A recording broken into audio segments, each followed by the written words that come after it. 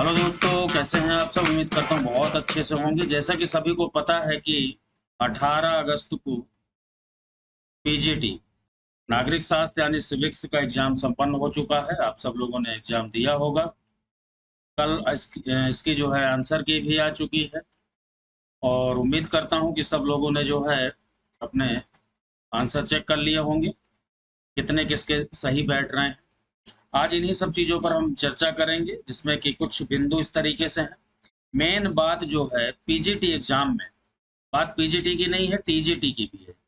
PGT हो या फिर टीजीटी, दोनों के एग्जाम में सारे क्वेश्चन कहाँ से आए हैं वो आपको विद प्रूफ मैं बताऊंगा। प्रूफ के साथ, सबूत सहित जो है आपको बताने वाला हूँ कि ये सारे क्वेश्चन कहाँ से उठाए गए हैं, आयोग ने कहाँ से उठाए हैं सारे क्वेश्चन।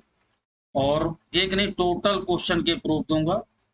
ठीक है, तो वीडियो थोड़ा सा लेंदी हो सकता है, तो लास्ट तक बने रहे। और चैनल को सब्सक्राइब नहीं किया है तो सब्सक्राइब जरूर करके बेल आइकन को प्रेस कर लें। इसके अलावा जो इस वीडियो के अंतर्गत हम बात करने वाले हैं वो ये है कि आयोग के द्वारा जो आंसर की जारी की गई है, आपने देख लिया होगा कुछ क्वेश्चन उसमें गलत दिए गए हैं। आंसर की में आंसर गलत दिए हैं, यानी कितने क्वेश्चन तक बदलाव होगा और आपके कितने मार्क्स जो है वो बढ़ सकते हैं। ठीक है, इस पर भी हम चर्चा करेंगे कि कौन कौन से क्वेश्चन बदले जाएंगे और किन क्वेश्चन का अगर आपने ये वाला आंसर किया है तो आपको जो है एक मार्क्स मिलेगा, यानी कि आपका क्वेश्चन सही हो जाएगा। इसके बाद हम बात करेंगे कि आखिरकार इसकी कट ऑफ कितनी जा सकती है। मैंने लगभग जो है 400 स्टूडेंट पे एनालिसिस किया, तुलनात्मक अध्ययन किया, सबसे पता किया, उसके बाद फिर जो है अपना डिसीजन दूंगा कि आखिरकार जो है एक अनुमान बताऊंगा कि कट ऑफ कितनी जा सकती है। और सबसे महत्वपूर्ण बात कि जो उस रेंज में आ रहे हैं, कट ऑफ के रेंज में जो आ रहे हैं, वो अब आगे की जो रणनीति है, तैयारी है, इंटरव्यू जो बचता है, क्योंकि बहुत जल्दी इसका रिजल्ट आएगा। रिजल्ट कब आएगा उसके बारे में भी मैं बताने वाला हूँ इस वीडियो के अंतर्गत। तो जैसे रिजल्ट आएगा तो अगला जो चरण है आपकी भर्ती का, वो है इंटरव्यू का। तो इंटरव्यू के किस तरीके से तैयारी करनी है, ये एक अहम पहलू है इस वीडियो के अंतर्गत। तो चलिए शुरू करते हैं। सबसे पहले हम ये देखेंगे कि आखिरकार ये टोटल क्वेश्चन जो आए हैं ये कहाँ से लिए गए हैं। ठीक है, तो टीजीटी में भी सेम यही कंडीशन रही है, पीजीटी में भी यही कंडीशन रही है। तो सीधी सी बात है, जो भी स्टूडेंट जीआईसी का पेपर देने वाले हैं या नेट का पेपर देने वाले हैं, उनके लिए एक बहुत एक अच्छा मार्ग यानी दिशा और दशा दोनों तय हो सकती है। अच्छा रास्ता आपको मिल सकता है, आपको पता चल जाएगा कि कहाँ से क्वेश्चन उठाए जा रहे हैं इस टाइम। तो चलिए देखते हैं, पहला क्वेश्चन की तरफ बढ़ते हैं। देखिए, क्वेश्चन आया हुआ था कि राजनीति विज्ञान सामाजिक विज्ञान का वह अंग है जो राज्य के आधारभूत तत्वों तथा शासन के सिद्धांतों का विवेचन करता है। ये सही इसका आंसर था, देखो, पॉल जेनेट। याद रखना, ये आपने किया होगा, किसी का गलत रहा हो सही रहा हो तो आप जानते हैं। लेकिन ये क्वेश्चन आया हुआ था और ये देखिए नोट्स हैं एक, उस नोट्स में से सेम टू सेम यही क्वेश्चन बिल्कुल एज इट इज रखा हुआ है। ठीक है, चलिए आगे देखते हैं। आगे क्वेश्चन आया हुआ था कि किसने उदारवादी लोकतंत्र की विश्वव्यापी विजय को इतिहास के अंत के रूप में वर्णित किया है। इतिहास के अंत के रूप में कौन बात करता है, तो वो बात करता है माइकल फुकुयामा। ठीक है, फुकुयामा का स्टेटमेंट था ये, और ज्यादातर स्टूडेंट ने इसे गलत किया हुआ है। ठीक है, देखिए सारे क्वेश्चन मैं आपको पूरे प्रूफ के साथ दिखाऊंगा कि कौन कौन से क्वेश्चन कहाँ कहाँ से किस किस तरीके से मिले हैं। ये किस, और दोस्तों बता दूं कि ये किसी और के नोट्स नहीं है, ये जो है मेरे खुद के नोट्स हैं। और इन्हें मैंने, ये मान के चलो कि 15 से, लगभग 15 से 18 किताबों के मिश्रण से ये खुद के लिए तैयार किए थे। इन्हीं नोट्स के माध्यम से मैं ऑफलाइन क्लास भी देता हूँ। जो स्टूडेंट मेरे से जुड़े हैं, पढ़े, उन्हें अच्छी तरीके से पता है। और यही नोट्स जो है मेरे से कई सारे स्टूडेंट ने ऑनलाइन भी लिया है, पीडीएफ के रूप में। जिन लोगों ने ये नोट्स पढ़े हैं, मैं बता दूं कि वो बहुत से ऐसे स्टूडेंट हैं जो 110 तक उन्होंने सही किया हुआ है। चलिए आगे बात करते हैं नेक्स्ट क्वेश्चन की तरफ। एक मिल से संबंधित क्वेश्चन आया हुआ था कि ये है, एक संतुष्ट सुअर होने की अपेक्षा एक असंतुष्ट मानव होना अच्छा है और एक संतुष्ट मूर्ख की अपेक्षा एक असंतुष्ट सुकरात होना बेटर है। ये मिल का स्टेटमेंट था। तो उसमें पूछा गया था कि कौन सी पुस्तक थी। ये ऑन लिबर्टी का है और ये भी मेरे नोट्स में आपको मिलेगा। कहाँ पे? मिल वाला। और एक चीज़ बता दूँ, ये वाला जो टॉपिक है, इसे मैंने यूट्यूब में भी वीडियो के रूप में अपलोड किया हुआ है। आप प्लेलिस्ट में जा कर के देख सकते हैं। यहाँ पे देखिए हीगल है, हीगल से पहले मिल वाला टॉपिक है और मिल से पहले बेंथम वाला जो मैंने लिख रखा है, मुझे पता है अच्छे से। ये सारे टॉपिक मैंने जो है यहाँ पर यूट्यूब में भी करवाया है, टेलीग्राम में इसके नोट्स भी मिल जाएँगे और वीडियो भी मिल जाएगा। तो जो भी स्टूडेंट टेलीग्राम से नहीं जुड़ा है, वो जुड़ सकता है। चलिए अगले क्वेश्चन की तरफ चलते हैं। एक क्वेश्चन आया हुआ था कि समानता और स्वतंत्रता में विरोध कौन नहीं मानता? ठीक है, इस तरीके से दिया हुआ था कुछ। यहाँ देखिए, समानता की प्रचुर मात्रा स्वतंत्रता विरोधी होते हुए भी उसके लिए आवश्यक है। आरिस्टोनी इसका सही आंसर था। तो ये देखिए यहाँ पे स्पष्ट रूप से दिया हुआ है, यानी ये कह रहा है कि स्वतंत्रता और समानता एक दूसरे के पूरक हैं, ये कह रहा है और यही क्वेश्चन में पूछा गया था। अगले क्वेश्चन की तरफ चलते हैं।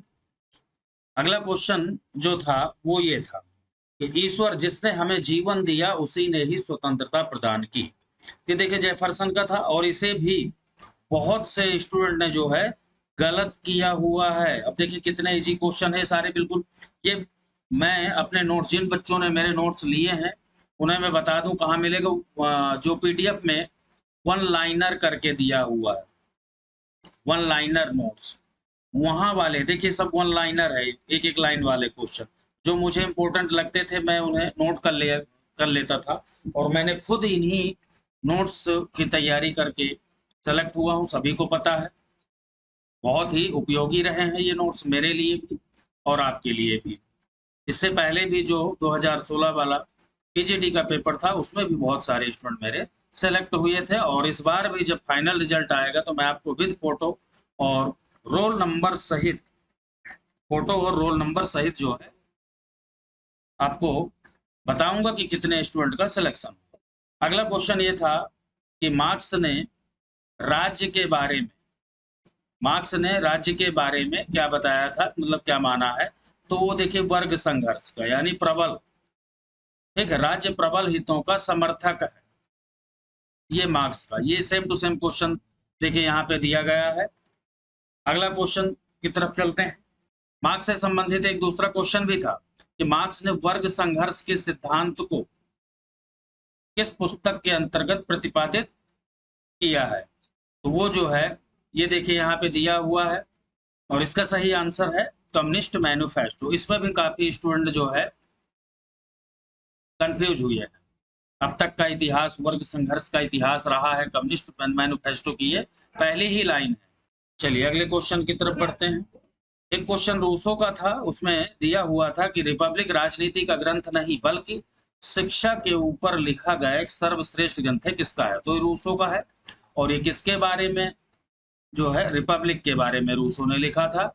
ये वाला भी टॉपिक मैंने वीडियो के रूप में पढ़ाया हुआ है यूट्यूब में, आप देख सकते हैं थिंकर्स वाले पार्ट में, और उसके नोट्स भी टेलीग्राम में मिल जाएंगे, वहां भी देख सकते हैं। ये टॉपिक है प्लेटो का। प्लेटो जब आप देखेंगे जहां पर वीडियो मिलेगा, प्लेटो के बारे में ही रूसो ने ऐसा कहा था उनकी रिपब्लिक के बारे में। यहाँ देखिए स्टेटमेंट से संबंधित ये दिया हुआ है, आप पढ़ सकते हैं। एक क्वेश्चन आया था सूची प्रणाली से संबंधित, है ना, सूची प्रणाली। तो इसके नेक्स्ट पेज में, यानी पहले वाले पेज में जो है उसका वो दिया था, लेकिन यहाँ पे मैं वो बताया दे रहा हूँ कि इस प्रणाली में निर्वाचन का आधार व्यक्तिगत उम्मीदवार नहीं होता, वरन प्रत्येक राजनीतिक दल उतने उम्मीदवारों की सूची पेश करते हैं जितने की एक निर्वाचन क्षेत्र से प्रतिनिधियों का निर्वाचन आता है। अब यहाँ से देखिए आपका आंसर शुरू होता है, मतदाता व्यक्तिगत उम्मीदवारों को वोट न देकर सूचियों को वोट देता है। ये देखिए ये था आपका आंसर। इसे भी बहुत से स्टूडेंट ने गलत किया है और वहां पे डी ऑप्शन था उसे लगाया। ये देखिए मैंने बहुत पहले शुरू में ही ये अंडरलाइन कर दिया था जब मैं तैयारी करता था तभी, क्योंकि मुझे लगा था ये इम्पोर्टेंट है। और इसके अलावा यहाँ भी देखिए मैंने अंडरलाइन किया हुआ है कि ये पद्धति नॉर्वे, बेल्जियम और स्वीडन में प्रचलित है। कई बार ये देश भी पूछा जा चुका है या पूछा जा सकता है कि मतदाता ये जो सूची प्रणाली है किन किन देशों में प्रचलित है या कौन से देश में प्रचलित नहीं है। तो इस वजह से मैंने इसे अंडरलाइन किया हुआ है। अगर आप इसी तरीके से नोट्स बना करके तैयारी कर रहे हैं तो ये समझिए कि बिल्कुल 100% सिलेक्शन होगा। एक भी क्वेश्चन आपका बाहर से नहीं जाएगा। अगर आप जीआईसी का फॉर्म भरे हैं, इसकी तैयारी कर रहे हैं, तो यही रणनीति, इसी तरीके से आप लोग जो है अपनी तैयारी करें। किसी तरीके की हेल्प की अगर ज़रूरत हो तो ज़रूर मुझे मैसेज करके पूछ सकते हैं, पूरी हेल्प करूँगा। चलिए आगे देखते हैं। एक बड़ा कन्फ्यूजन वाला क्वेश्चन है। हॉब्स, लॉक, रूसो ऑप्शन दिए हुए थे और अधिकांश लोगों ने जो है रूसो आंसर लगाया। प्राकृतिक अवस्था के बारे में क्वेश्चन था। क्वेश्चन मैंने इसलिए अपलोड नहीं किया कि वीडियो बहुत ज़्यादा लेंदी हो जाएगा। क्वेश्चन सभी को रटे हुए हैं, क्योंकि कल से परसों से जब से पेपर दे के आए तब से यही चल रहा होगा आपके दिमाग में, हर एक क्वेश्चन और आपने जो आंसर किया है उसका आंसर बिल्कुल रटा रटाया होगा। तो यहाँ देखिए, ये जो रियल में सही आंसर था वो था लॉक का। लॉक की प्राकृतिक अवस्था के बारे में पूछा गया था। और देखना, सेम टू सेम शब्द, एक एक शब्द तक मैं बताऊंगा जो सेम टू सेम मिलता है। ऐसा लग रहा है जैसे इन्हीं नोट्स को रख करके ही आयोग ने पूरा पेपर तैयार किया हो। अब देखिए, यहाँ से क्वेश्चन आपका यहाँ से शुरू होता है। लॉक के अनुसार प्राकृतिक अवस्था शांति, सद्भाव, पारस्परिक सहायता और यहाँ रक्षा की जगह पेपर में आपकी सुरक्षा दिया हुआ, बस इतना अंतर है। बाकी सेम टू सेम जो है दिया हुआ है। प्राकृतिक अवस्था शांति, सद्भावना, पारस्परिक सहायता और सुरक्षा की अवस्था है। ये जो है देखिए लॉक का स्टेटमेंट है और बहुत से लोगों ने रूसो इसका किया है। और रूसो जिन्होंने किया है अपने आप को सही मान के चल रहे थे जब तक कि आंसर की नहीं आई थी। और इतना ही नहीं, बहुत से यूट्यूबर जो हैं वो वीडियो में भी बना करके, है ना, अपने आंसर की जो उन्होंने अपलोड की थी वहां भी उल्टा पुल्टा जवाब दिए बहुत सारे क्वेश्चन के। आज उन सभी क्वेश्चनों का जो है मैं बिल्कुल प्रूफ दे रहा हूं कि देखिए बिल्कुल सेम टू सेम कैसे पेपर कहां से किस तरीके से लिए गए। एक क्वेश्चन आया था कि ऑस्टिन ने जो अपना संप्रभुता संबंधी सिद्धांत दिया है वो किस पुस्तक से दिया है ना, इस तरीके का कुछ क्वेश्चन था। चलिए, तो वो ये देखिए बाकायदे पूरी हेडिंग के साथ यहाँ दिया हुआ है मेरे नोट्स में, अलग से ही पूरा टॉपिक क्लियर किया है, ऑस्टिन का संप्रभुतावादी सिद्धांत। और इस टॉपिक को मैंने जो है यूट्यूब में भी वीडियो के रूप में दिया है और टेलीग्राम में नोट्स के रूप में। अब यहाँ देखिए, इंग्लैंड के विचारक ऑस्टिन ने अपने संप्रभुता संबंधी विचार जो है ये दिया हुआ है लेक्चर्स ऑन ज्यूरिस्प्रूडेंस पुस्तक में प्रकट किए हैं। यहाँ तक कि इसका देखिए प्रकाशन का सन भी मैंने लिखा हुआ, क्योंकि कई बार ये पुस्तक पूछी जा चुकी है कि किस सन में प्रकाशित हुई, तो 1832।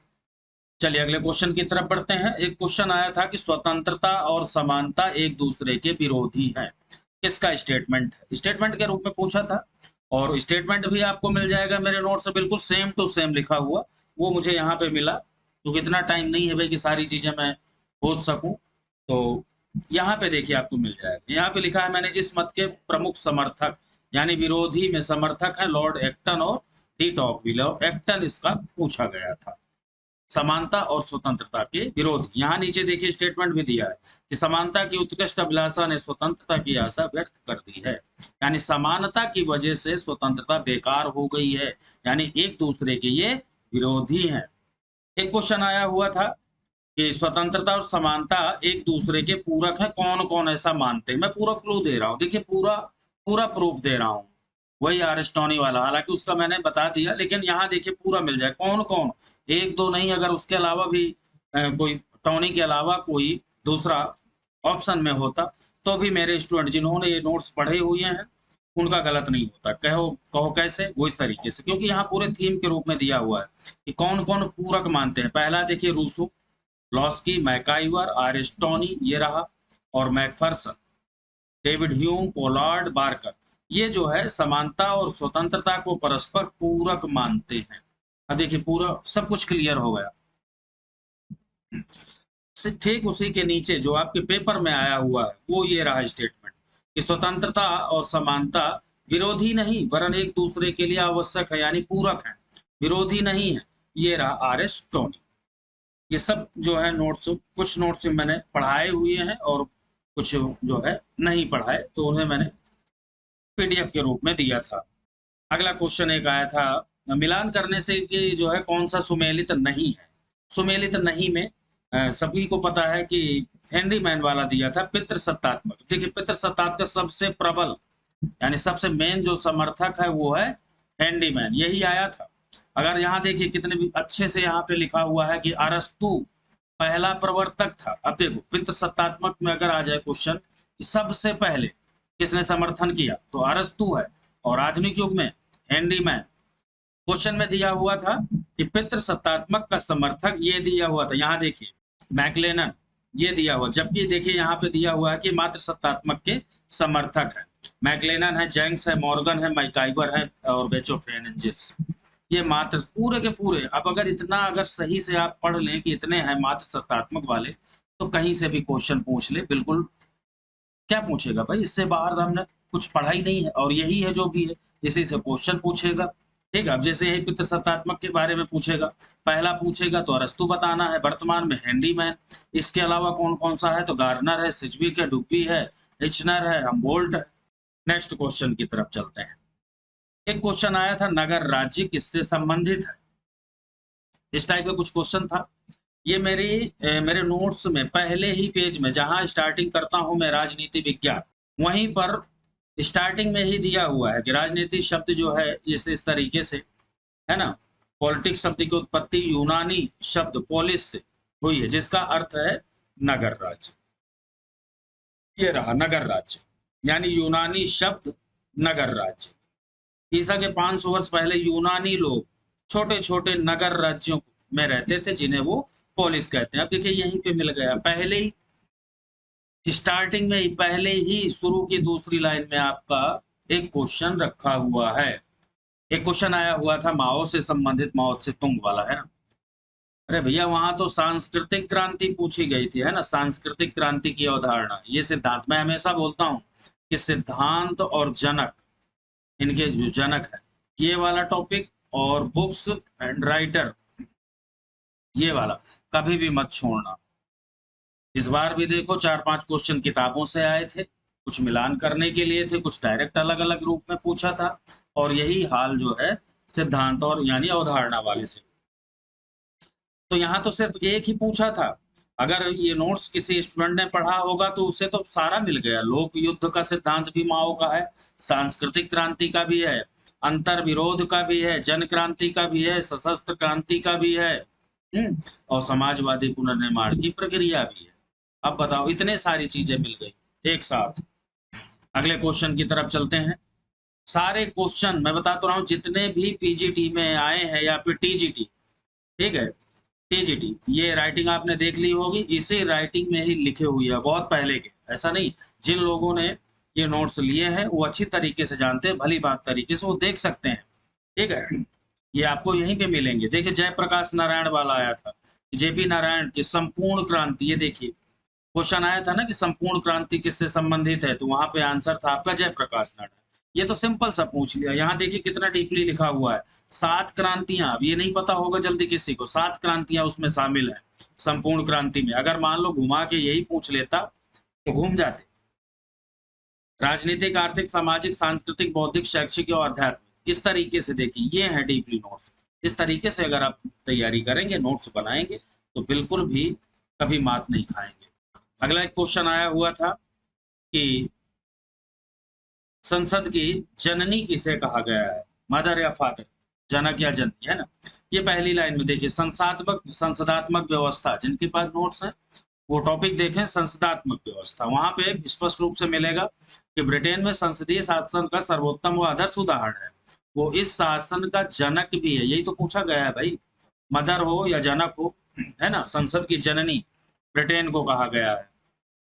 तो ये क्वेश्चन जो है यहाँ पर आया हुआ है। एक क्वेश्चन आया था कि अध्यक्षीय प्रणाली की विशेषता। अब यहाँ पे देखिए पूरी हेडिंग के रूप में 8-9 ये जो है लगभग विशेषताएं हैं अध्यक्षीय प्रणाली, वो टोटल मेरे एक साथ लिखी हुई हैं और सारी इंपॉर्टेंट है, यहीं से क्वेश्चन मिलते हैं। अब देखिए तीसरा वाला पॉइंट अगर ठीक से पढ़ें कि मॉन्टेस्क्यू की शक्ति पृथक्करण, यही तो पूछा गया था किस सिद्धांत पर पृथक्करण का सिद्धांत आधारित है? सरकार के तीनों अंग, यहां से क्वेश्चन स्टार्ट किया था कि सरकार के तीनों अंग एक दूसरे से पृथक व स्वतंत्र होते हैं। ये है आपका आंसर, यही आया हुआ था। इसे भी कुछ लोगों ने गलत किया हुआ। चलिए, एक क्वेश्चन आया था कि सबसे पहले आनुपातिक समानता की बात कौन करता है? यहाँ पे देखिए आप लास्ट, समानों के साथ समान और असमानों के साथ असमान व्यवहार करना चाहिए, यानी आनुपातिक समानता की बात कौन करता है? अरस्तु करता है। और जब अरस्तु वाला टॉपिक मैंने पढ़ाया, अगर आपने नहीं देखा तो उसे जरूर देखें, वहां पे मैंने ये चीज बताया भी था। आगे देखते हैं। ये देखिए, एक सिद्धांत भी पूछा था, उसकी पुस्तक भी है, द एंड ऑफ हिस्ट्री, इतिहास का अंत। ये माइकल फुकुयामा का है, जो मैंने बताया था, है ना। इसके अलावा एक एंजल्स की भी किताब आई थी, अब ध्यान नहीं आ रहा लेकिन है। देखिए यहाँ एंजल्स की 1 2 3 ये किताबें यहाँ पे लिखी, 4 सॉरी, ये रहा एंटी ड्यूरिंग, और यहाँ पे सोशलिज्म और यूटोपिया साइंटिफिक, ये है द ओरिजिन ऑफ फैमिली और private property and the state. तो शायद ये वाली पुस्तक इन्हीं में से है, लेकिन एक पुस्तक आई थी। अब ये देखिए पुस्तक, मेरे नोट्स जो है सारी किताबें पॉलिटिकल साइंस की एक रजिस्टर में, यानी एक अलग तरीके से, ठीक है। जितने सिद्धांत हैं वो बिल्कुल अलग मिलेंगे, ऐसा नहीं कि ढूंढते रह जाओ, खोजते रह जाओ, नहीं, ठीक है। जो थ्योरी है यानी जो थीम है वो बिल्कुल अलग नोट्स, उसका अलग रजिस्टर, इस तरीके से बनाया हुआ है कि कुछ भी ढूंढने की आवश्यकता नहीं है। बस फटाफट जो है आप वहां पर पहुंच जाओ, अपने आप आंसर मिलेगा। एक पुस्तक, डायरेक्ट पुस्तक पूछी गई थी, वो ये था कि पॉलिटिक्स अमंग नेशंस, ये पुस्तक पूछी गई थी।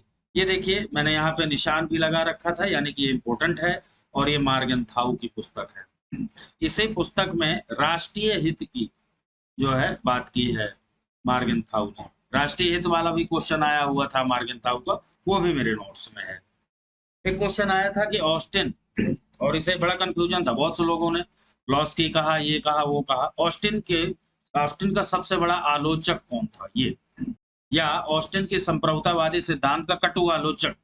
यहाँ देखिए दिया हुआ, प्रभु के रूप में मान्य किए गए समाज के अधिकांश भाग द्वारा प्रभु की आज्ञा, यानी संप्रभुता की आज्ञा का आदतन जो, यानी स्वेच्छा से जो पालन होता है वही है संप्रभुता। और इसका कटु आलोचक, यहाँ देखिए क्लियर रूप से लिखा हुआ है, इसका सबसे ज्यादा विरोध जो है वो हेनरी मैन ने किया है। बहुत से स्टूडेंट ने क्या किया है, लॉस्की लगा दिया है, जो कि पूरी तरीके से गलत है। जो गलत, आयोग ने जो गलत आंसर दिए हैं वो भी मैं भी बताऊंगा कि कौन कौन से आंसर गलत किए हैं और कितने क्वेश्चन आपके सही हो सकते हैं। कट ऑफ क्या हो सकती है, इससे कह रहा हूँ वीडियो थोड़ा लंबा हो सकता है, लेकिन जीआईसी या फिर आगे की जो रणनीति या इंटरव्यू की जैसे आपको तैयारी करिए, ये सब काम आने वाला है आपको। ऐसा नहीं कि भाई फटाफट वीडियो को स्किप कर दिया, आगे बढ़ गए, ये हर जगह काम आने वाली चीज है जो मैं बता रहा हूँ। मेरे वीडियो हमेशा थोड़े लेंदी होते हैं क्योंकि मैं डीपली लेके चलता हूँ, कोई भी टॉपिक है। अगर मैं आज यहाँ पे समझा रहा हूँ, कुछ बता रहा हूँ, वहां भी डीपली है। चलिए आगे देखते हैं फटाफट। अगला क्वेश्चन, एक क्वेश्चन आया हुआ था कि राजनीति शास्त्र को विज्ञान कौन सा नहीं मानता, कुछ इस तरीके से क्वेश्चन था, ठीक है।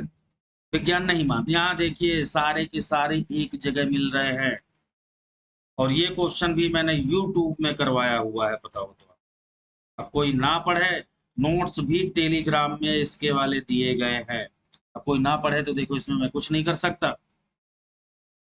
देखिए अरस्तु है जो कि सर्वोच्च विज्ञान मानता है, इसी प्रकार बाद में बोंदा, हॉब्स, मॉन्टेस्क्यू, लेविस, सिजविक, है ना, ब्राइस, ब्रेंडसली, जेलिन, बहुत से लोगों ने जेलिन एक लगाया है जो कि बिल्कुल गलत है।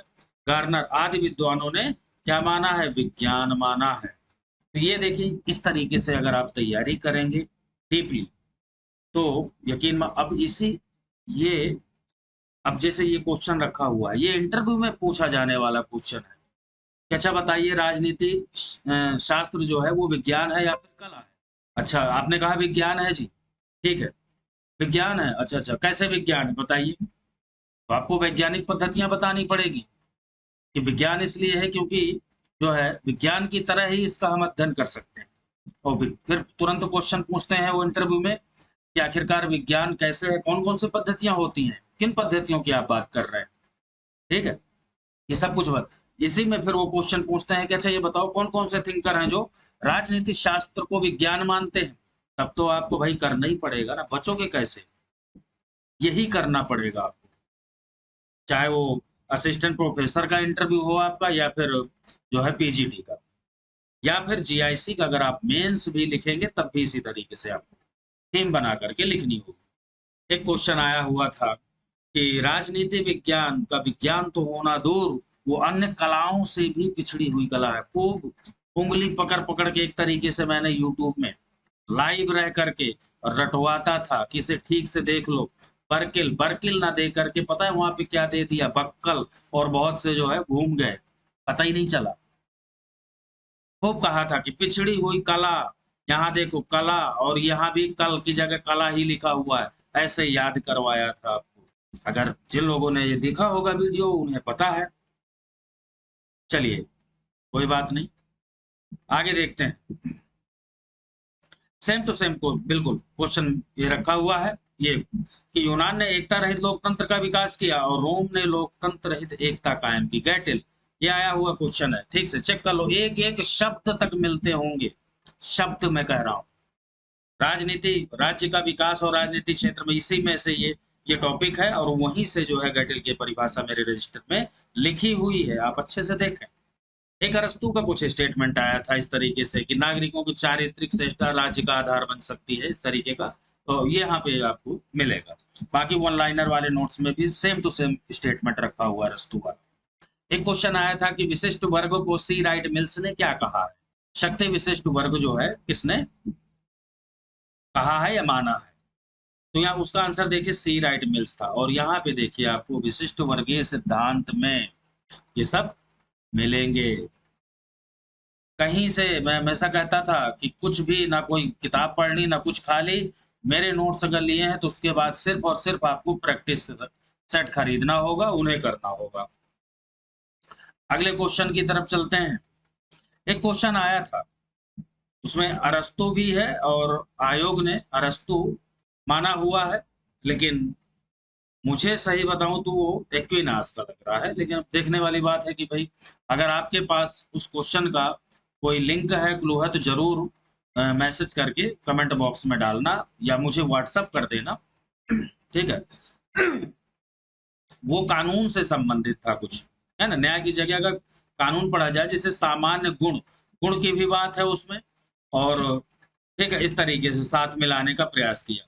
यहाँ से देखिए, न्याय की जगह कानून कर दें। कानून प्रत्येक व्यक्ति को उसके अधिकार देने का निश्चित व सनातन इच्छा है। सच्चे कानून को विवेक सम्मत होना चाहिए। यहाँ ईश्वरीय कुछ गुण भी था, है ना, तो वहां पे अगस्टाइन ने, यहाँ देखिए अगली लाइन से क्लियर होता है, अगस्टाइन ने न्याय को ईश्वरीय राज्य का सर प्रमुख तत्व माना है। और उस स्टेटमेंट में कुछ ऐसा ही था, ईश्वरीय, है ना, और साथ में जो है गुण जो है कुछ इस तरीके से शामिल थे। तो हो सकता है ये सामान्य गुण जैसे यहाँ पे दिया हुआ है, तो उसका एक्विनास भी हो सकता है, लेकिन कंफर्म नहीं मैं कह सकता भाई, क्योंकि उसे आयोग क्या मानता है। अगर आपके पास किसी तरीके का कोई लिंक है तो मुझे जरूर प्रोवाइड करना।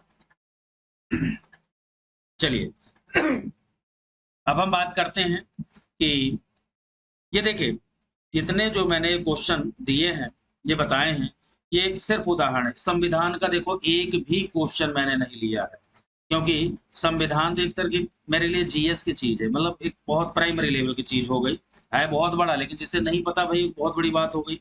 लेकिन संविधान वाले अगर वीडियो भी अगर किसी ने देख लिया है तो उसी में से सारे क्वेश्चन आए हुए, आप बताओ। इसी तरीके से पब्लिक एड में भी अगर मैं सारे 125 के 25 का मैं वो टोटल प्रूफ दूंगा तो यहाँ कम से कम शायद 7-8 घंटे लग जाएंगे वीडियो। तो लेकिन अगर आप चाहते हैं कि किसी क्वेश्चन का जो है लिंक दूं मैं अपने नोट्स के माध्यम से, तो आपने राइटिंग देख ली, बिल्कुल मैं उसे सर्च करके दे दूंगा, ऐसा कुछ नहीं। अब बात करते हैं हम कि कौन कौन से ऐसे क्वेश्चन हैं जिन पे आपत्ति कर सकते हैं, या फिर आपने अगर आंसर दिया है तो वो आपका सही हो सकता है विद प्रूफ। देखिए क्वेश्चन आयोग ने ये दिया हुआ था कि मॉस्का रूलिंग क्लास, और पेरेटो जो है mind and society, Robert Mitchell political party, Lipset wealth of nation. तो इसमें कहा था कि कौन सा सही नहीं है। तो यहाँ दोस्तों वेल्थ ऑफ नेशन जो है सभी को पता है, बताने की जरूरत नहीं है, एडम स्मिथ की पुस्तक है, किसकी है, एडम स्मिथ की वेल्थ ऑफ नेशंस। और इसका आंसर आयोग ने क्या माना है, ये माना है सी वाला, ये माना है रॉबर्ट मिचेल पॉलिटिकल, ये कह रहा है कि ये वाला जो है सही नहीं है। जबकि देखिए यहाँ ये रहे मेरे नोट्स, बुक्स वाला टॉपिक, जिनके पास ये नोट्स हैं वो उठा करके देखें, आपको रॉबर्ट मिचेल बकायदे यहाँ निशान मैंने खुद लगा करके आप लोगों को दिया था अपने नोट्स में, ताकि और ये कहा था कि इन्हें खास तौर से पढ़ें। यहीं पे देखिए मोस्का का भी, मोस्का वाली पुस्तक भी लिखी हुई है रूलिंग क्लास, ये रही। और इसके तुरंत बाद मिचेल्स की पुस्तक दी हुई है पॉलिटिकल पार्टीज, और यही तो दिया है, तो कहाँ गलत है ये बताओ, है ना। तो ये अगर आपने इसका चौथा वाला आंसर आपने लगाया है तो एक क्वेश्चन आपका बिल्कुल सही होगा दोस्तों। जो काउंट करते रहे आप बिल्कुल प्लस कर लीजिए। और इसके लिए जो है कोई भी आप किसी बुक्स का, ऑथेंटिक बुक्स का लिंक दे करके और आप जो है आयोग को भेज दें अपनी आपत्ति आज और कल में ही। चलिए अगले क्वेश्चन को बता रहा हूं किसके नंबर आपको मिल सकते हैं, बढ़ सकते हैं। एक क्वेश्चन ये दिया हुआ था कि हूबर आयोग ने निम्न में से किस पर आधारित संगठन के निर्माण की सिफारिश की थी। आयोग ने इसका सही आंसर प्रयोजन माना है। क्या माना है, प्रयोजन माना है, ठीक है। जबकि इसने जो सिफारिश की थी वो प्रक्रिया की थी। यहां से देखिए कुछ चीजें क्लियर होती हैं, मेरे नोट्स में ही दिया था कि भारत में निष्पादन बजट का प्रारंभ इंदिरा गांधी के समय 1968 में। कितना इंपॉर्टेंट क्वेश्चन है देखिए, भारत में निष्पादन बजट, ये क्वेश्चन आ सकता है आगे चल के, जीआईसी में भी पूछा जा सकता है। जबकि आगे देखिए, जबकि विश्व में सर्वप्रथम अमेरिका के हूबर आयोग ने 1949, ये क्वेश्चन बहुत इंपॉर्टेंट है, हूबर आयोग कब का है, 1949, इसके आधार पर 1950-51 में जो है अमेरिकी में इसे लागू किया गया था निष्पादन बजट।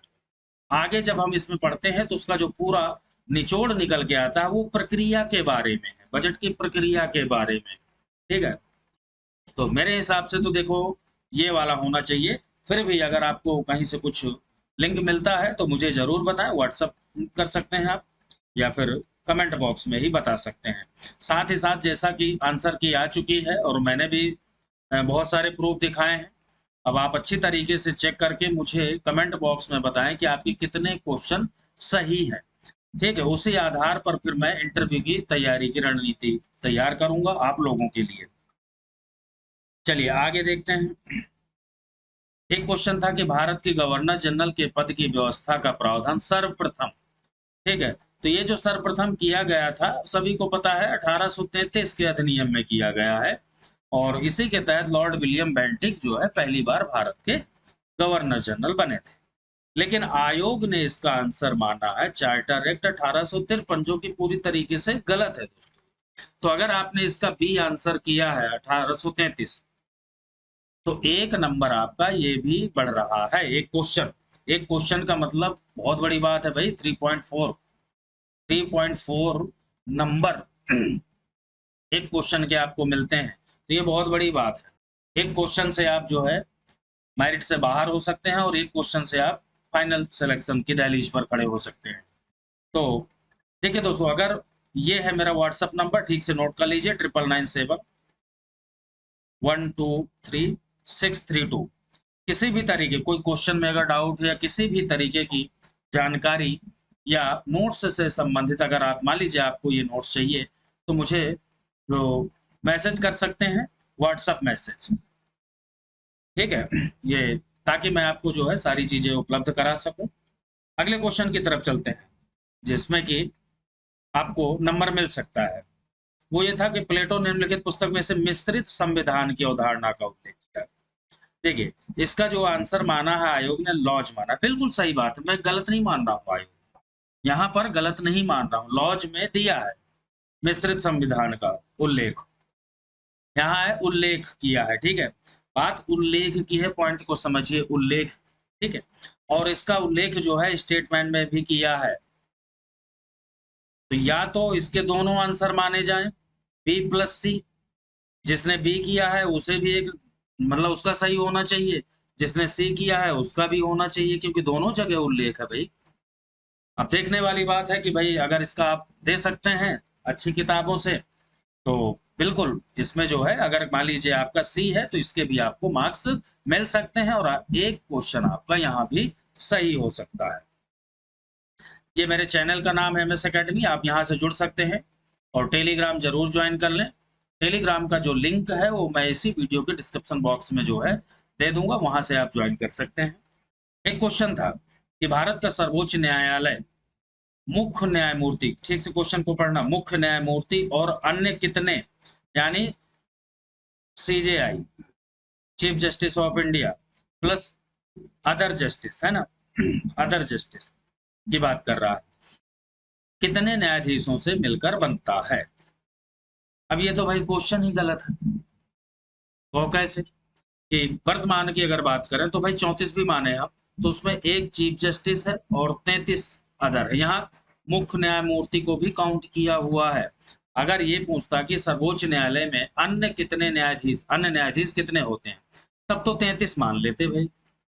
लेकिन यहाँ पर मुख्य न्यायाधीश को भी, जो कि 34 जो है ऑप्शन में ही कहीं नहीं है, तो इसमें भाई आपत्ति दी जा सकती है।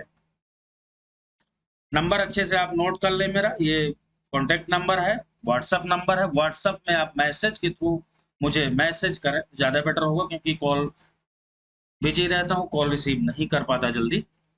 चलिए अगले क्वेश्चन की तरफ बढ़ते हैं। अगर आप TGT की तैयारी कर रहे हैं या फिर PGT या GIC, मैं आपको बता दूं GIC या UG जो है नेट, ठीक है, या फिर असिस्टेंट प्रोफेसर या अदर कहीं का भी किसी भी राज्य का प्रवक्ता, चैलेंज है कि अगर ये मेरे नोट्स आपने पढ़ लिए तो इससे बाहर कुछ नहीं आने का। किस तरीके से पढ़ना है सारी चीजें मैं वो बताता हूँ, और ऐसा नहीं, जो अपडेट भी रहता हूँ। जिस दिन पेपर था उससे ठीक 2 दिन पहले मैंने करीब 25 पेज के नोट्स, जिन लोगों ने नोट्स लिए हैं, 25 पेज का एक शॉर्ट नोट तैयार करके अपने बच्चों को दिया था, और ये कहा था मैसेज करके कि 5 प्रश्न यहाँ से आपको मिलने ही मिलने हैं। और मैं बड़ी बात तो नहीं कर रहा, लेकिन हाँ 3 क्वेश्चन वहां से आए। यहाँ देखिए, अल्प विकास को समझाने के लिए डिपेंडेंसी थ्योरी का विचार किसने प्रस्तुत किया। तो यहाँ देखिए, जो मैंने पढ़ा है और मुझे 1-2 किताबों में मिला भी है, तो वो ये वाला मिल रहा है, आंद्रे गुंदर फ्रैंक, ये मिला हुआ, लेकिन आयोग ने इसे माना हुआ है समीर अमीन। तो इसका अगर आपके पास कोई लिंक है, ठीक है, कोई सबूत है, कोई प्रूफ है इसी तरीके का, तो आप इसे दे सकते हैं और 1 नंबर यहाँ पर आपका पड़ सकता है। तो देखिए दोस्तों, ये तो रही कि कितने क्वेश्चन आपके बदले जा सकते हैं और PGT में क्वेश्चन कहाँ से आए हुए हैं, मैंने बकायदे प्रूफ सहित दिखाया पूरा, ठीक है, कि कहाँ कहाँ से क्वेश्चन उठाए गए। अब बात करते हैं कट ऑफ की, कट ऑफ कितनी जा सकती है। लेकिन उससे पहले, ठीक है, आप सभी से मेरी एक रिक्वेस्ट है कि जो भी अपने नंबर जरूर शेयर करें, आपके कितने नंबर जो हैं, कितने नंबर सही हैं, वो जरूर शेयर करें भाई, ताकि एक जो है अच्छी तरीके से विश्लेषण किया जा सके। लेकिन मेरे अनुसार अगर पेपर का लेवल देखा जाए, सबसे पहले मैं उस पर बात करूंगा, तो काफी हद तक मैं इसे टफ पेपर मानूंगा। अब 30 क्वेश्चन ऐसे हैं, ठीक है, 30 क्वेश्चन जो बिल्कुल हलवा टाइप है, बहुत इजी है, ठीक है। अब वो उस इजी के चक्कर में ही बाकी जो देखते हैं ना, वो क्या कहते हैं, पेपर तो सरल था, बहुत आसान था, इजी था, इसे देखने के कारण, ठीक है। चलिए, 30 क्वेश्चन ऐसे हैं जो मॉडरेट, मतलब मीडियम टाइप है, मिडिल टाइप, ना उन्हें सरल कह सकते, ना कठिन कह सकते, मध्यम टाइप, ठीक है। लगभग ये 60 क्वेश्चन, ठीक है। अब इसमें से 40 क्वेश्चन आपके ऐसे हैं जो बढ़िया वाले हार्ड, बढ़िया वाले, ठीक है, और कुछ क्वेश्चन ऐसे हैं, 15 क्वेश्चन लगभग, जो जिन्हें स्टूडेंट ने कभी पढ़ा ही नहीं है, पढ़ा ही नहीं है।